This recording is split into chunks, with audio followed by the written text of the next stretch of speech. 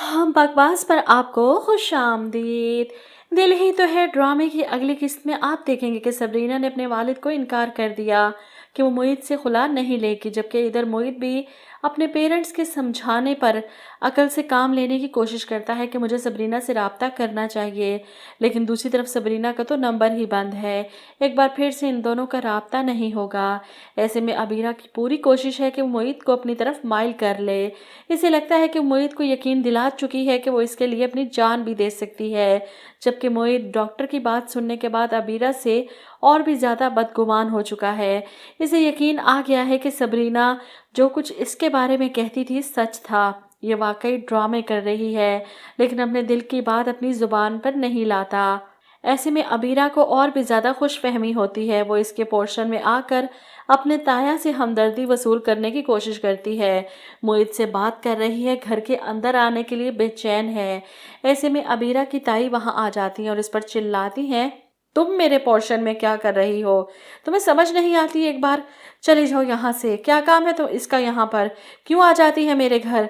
ऐसे में अबीरा मासूमियत का लिबादा ओढ़े मजलूम बने वहां से पलटने लगती है तो मोहित आवाज़ देता है, अबीरा, मैं मम्मा की तरफ से तुमसे माजरत करता हूँ।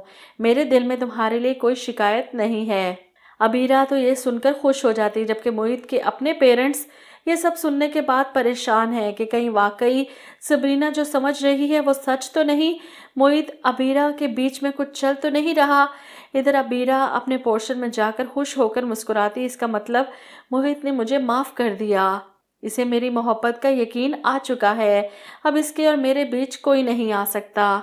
वो अपने दिल में सोचती है कि ताई जान जितनी नफरत करनी है मुझसे कर लें, एक बार मोहित की बीवी बनकर उस घर में आ गई तो आपकी हर बात का जवाब होगा मेरे पास। वो दिल में इतनी खुशफहमियां लेकर खुश हो रही है। इधर मोहित को फिक्र है कि सबरीना ठीक तो है, इसका फ़ोन भी नहीं लग रहा, वो बीमार भी थी। अपने पेरेंट्स के बताने के बाद इसे सबरीना की ज़्यादा फिक्र खाई जा रही है। अब इसे हर जगह सबरीना ही नज़र आ रही है, वो इसे बहुत ज़्यादा मिस कर रहा है। इसे आवाज़ देता है, वो फ़ोन नहीं उठा रही तो मोहित अब कोशिश करेगा कि वो खुद जाकर इससे बात करे, लेकिन इस बार अबीरा इसका फिर से रास्ता रोकेगी। कहाँ जा रहे हो मोहित? जिस पर मोहित बताएगा सबरीना से मिलने। ऐसे में अबीरा के चेहरे का रंग फक हो जाएगा। क्या तुम सबरीना को इस घर में वापस लाना चाहते हो? मोहित इससे सवाल करता है, तुम क्या चाहती हो? जिस पर अबीरा फौरन इसका हाथ पकड़कर कहती है, मैं चाहती हूँ कि तुम सबरीना को छोड़ दो और फिर हम दोनों शादी कर लें।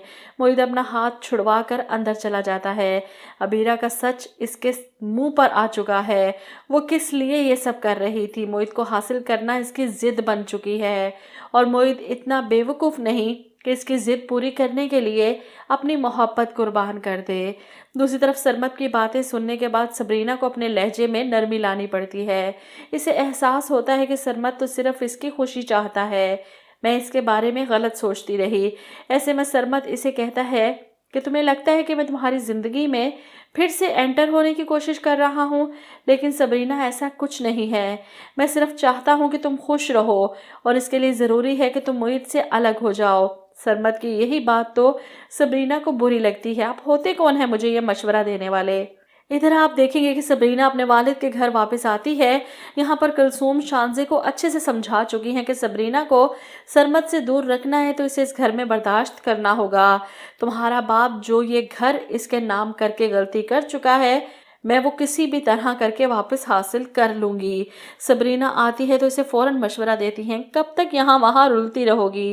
तुम्हारी शादी हुई है और तुम्हें वापस अपने शोहर के घर जाना चाहिए। अब यहाँ पर सबरीना मुझे काफ़ी डिप्रेशन में लग रही है, इसका कोई घर नहीं, वो कहीं नहीं रह सकती। और जिस तरह चाय में इसने कुछ डालकर पीने की कोशिश की है या इसे पीते दिखाया गया है, ऐसे चीनी तो नहीं डालते जिस तरह इसने डाली है। मुझे डर है कि वो सच में अपने आप को नुकसान पहुंचाने की कोशिश ना कर बैठे। मेरा तो कोई घर नहीं, ना मेरा कोई अपना, तो मैं क्यों रुलती फिरूं यहाँ वहाँ? अव्वल तो ऐसा होना नहीं चाहिए, लेकिन अगर ऐसा हो गया कि सबरीना ने कुछ करने की कोशिश की तो यकीन माने ड्रामा उसी दिन ख़त्म हो जाएगा।